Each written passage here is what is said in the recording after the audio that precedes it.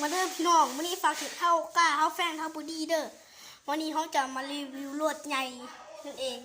ไปแป๊บมาฮอดแล้วนี่คือรถเขานี่มันจะมีป้ายเขียนคำว่าโมตัวมอแล้วก็ตัวบอแล้วก็นครหลวงเวียงจันทร์แล้วก็2229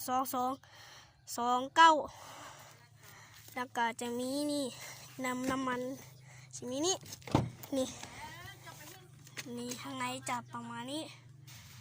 นี่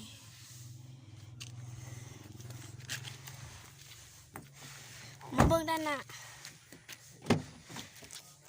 นี่ด้านหน้าก็จะมีเนาะวงมาลัยแล้วก็นี่ก็จะมีฮะนี่ประมาณนี้นี่ก็จะมีห้อยขีดดำๆแล้วก็จะมีอันนี้นี่หน้าปกทั้งหน้าจะประมาณนี้นี่เดี๋ยวซูมแบบเดี๋ยวให้มันไกลๆคอยสัตว์นี่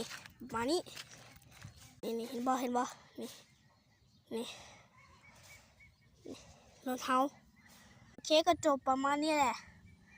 ไว้ต่อคลิปหน้า